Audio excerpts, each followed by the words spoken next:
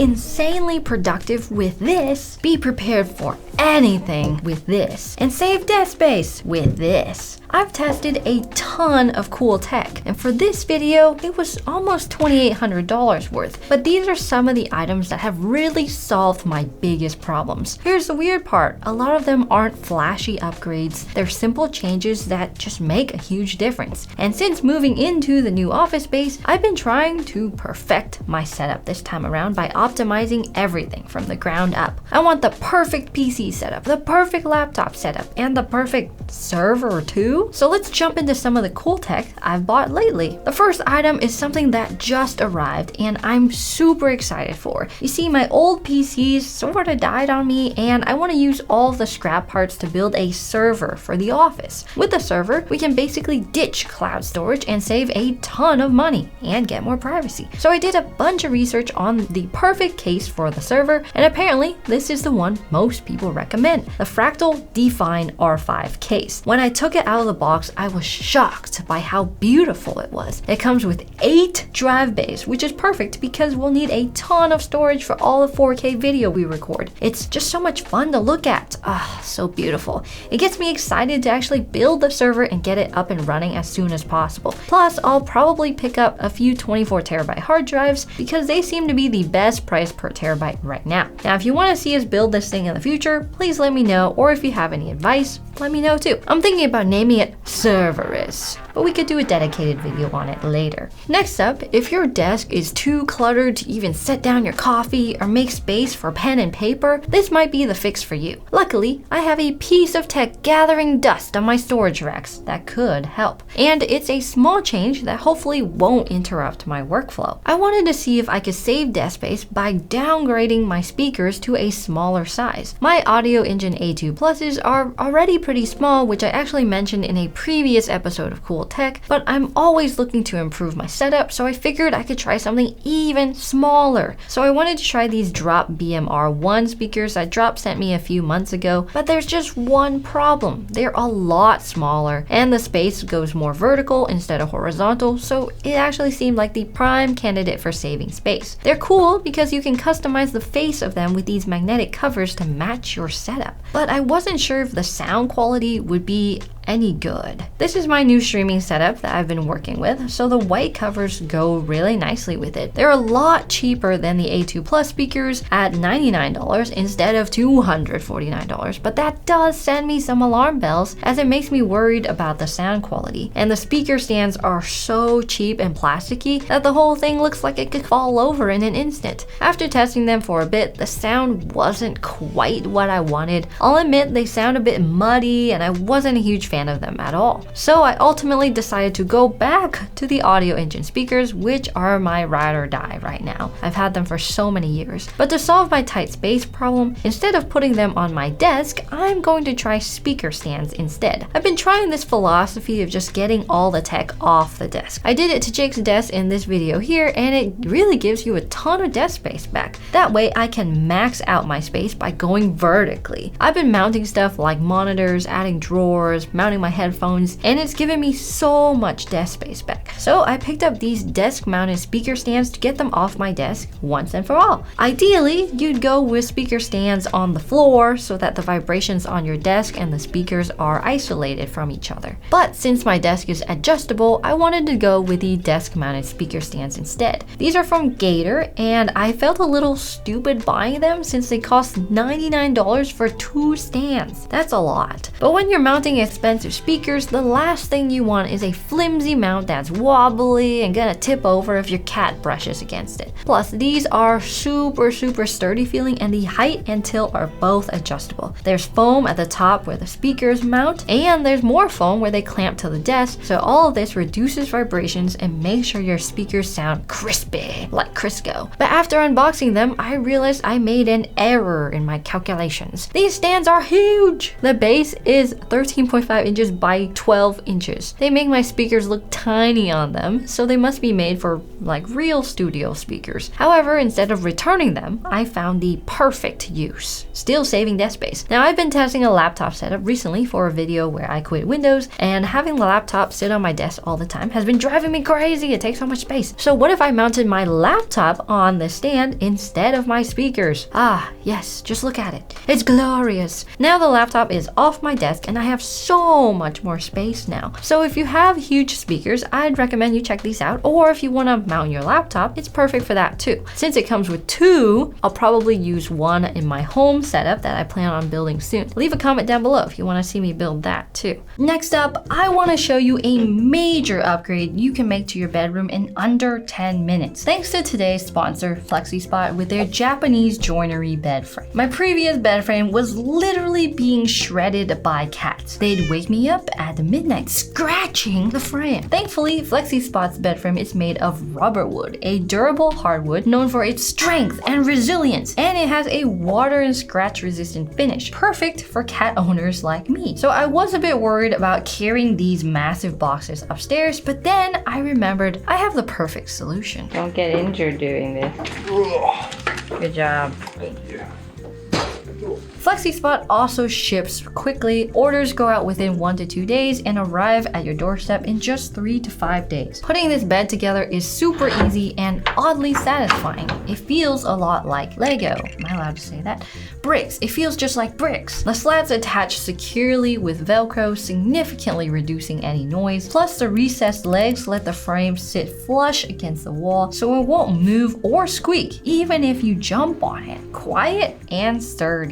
FlexiSpot also lets you fully customize your setup with options like this sleek matching headboard. My favorite accessory is this electronic adjustable bed rest, perfect for comfortably reading in bed or watching shows on my laptop. Compared to similar products like the Thuma bed frame that costs $2,000, FlexiSpot offers exceptional value at just a fraction of the price. With over 10 inches of clearance, there's ample storage underneath. I can easily fit my mattress cooler and our baby's toys, and it's also a great spot for my cat to play. She's not scratching it, so that's a win. It's even super easy to clean with a robot vacuum that fits underneath super easily. As you can see, this bed frame truly elevates the entire room. Ready to transform your sleep setup? Click the link below to check out the FlexiSpot bed frame for yourself. Don't forget to use our exclusive code right here for an instant discount. Sleep better, live better. Thanks to FlexiSpot. Now back to the video. Another huge setup optimizer is this next piece of tech. It really tied together my laptop setup in a way that made it feel just as good as a proper PC. It's the perfect docking system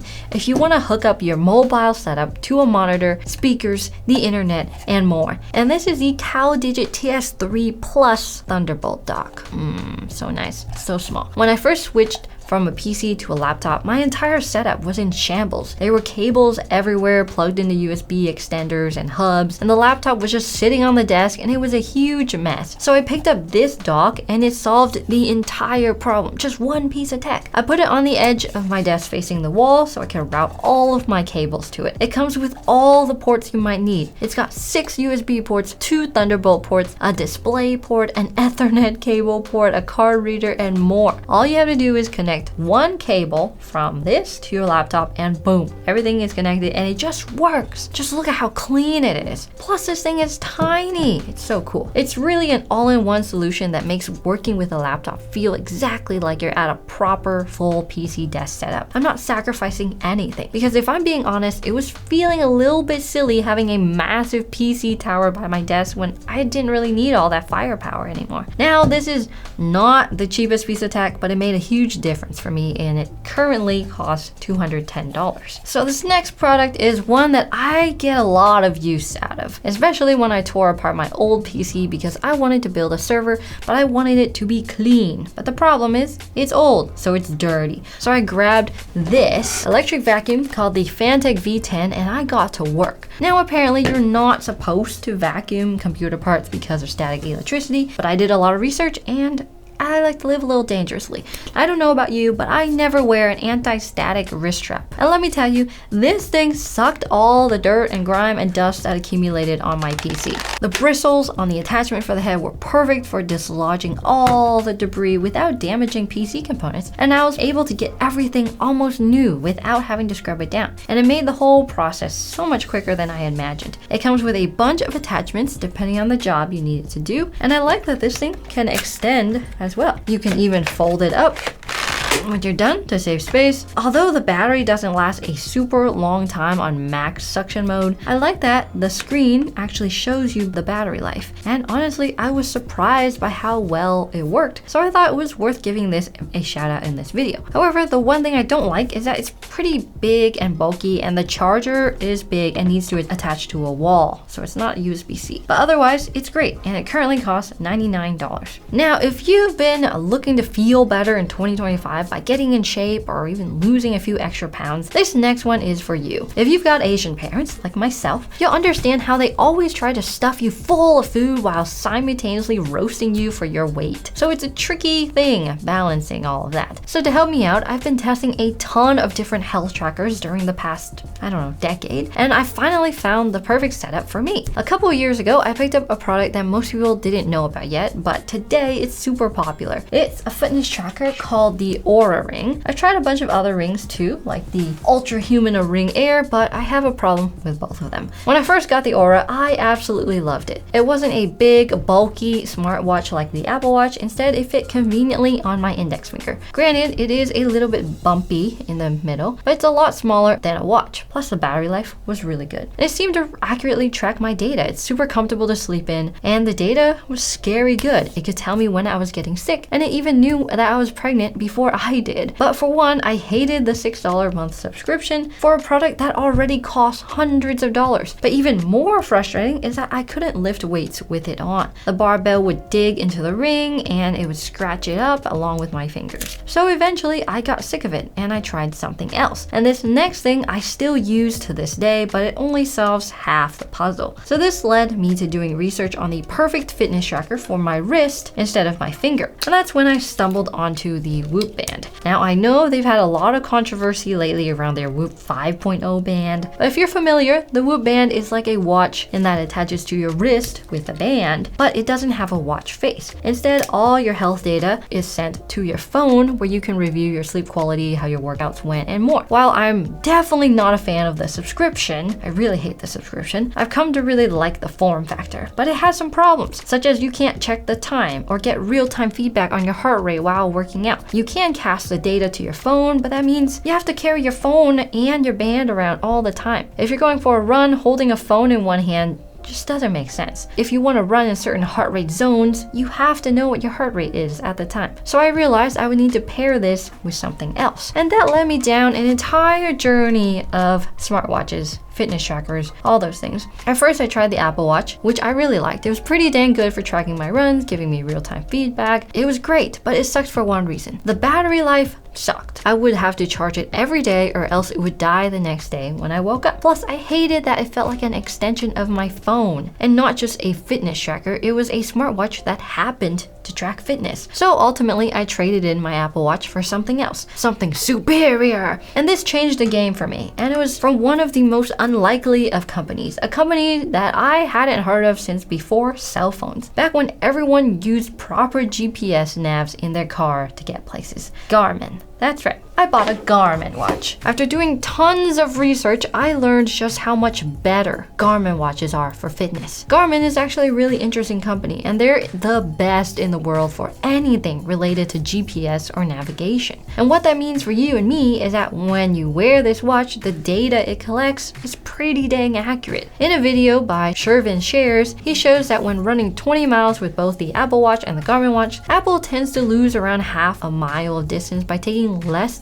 data points, so it'll smooth over corners when you run. Not with Garmin though. Now, I'm not running 20 miles at a time, or ever, but I can appreciate the longer battery life at 7 days, and knowing that the data I'm collecting is way more accurate. They even have watches with 30 days of battery life. It's crazy. So the Garmin watch and the Whoop band are my go-to right now. I wear this all day, and then I wear this only for workouts and the gym. Although right now I'm looking for a better alternative to the Whoop band because, I don't know, they basically lied to people. But next up is a huge problem I was having with my iPad, and I finally solved it. My iPad battery was always dying. It would barely last a day, so I looked for a replacement. And after opening YouTube one day and seeing a ton of different reviews on the Remarkable tablet, I picked one up. It seemed like the perfect solution. It could last up to 14 days without a charge thanks to its e-paper screen, and it was built to be completely distraction-free with limited use outside of writing. Not to mention, it's supposed to feel exactly like paper, which sounded alluring. So I picked it up for $400 and tested it out. And after using it for a few weeks, it feels like paper. It has that nice scratchy sound when you write with a pen, and it has that extra bit of friction instead of the slippery feel of writing on a glass screen. While it was cool that it could do all that stuff, and I found some uses for it, the truth is, it had a few problems. It's just way too bare bones, and the refresh rate is so slow and clunky to use. I felt like the menus and the storage system weren't exactly that intuitive either, and so I looked for something else instead. But after posting my review on it, someone left me a comment that was pretty interesting. They said that I ditched my iPads too soon, and that the bad battery life could be fixed without having to replace the battery. In fact, the problem was caused by two things. The first one is that after owning it for 5 years, I had accumulated a lot of extra apps and just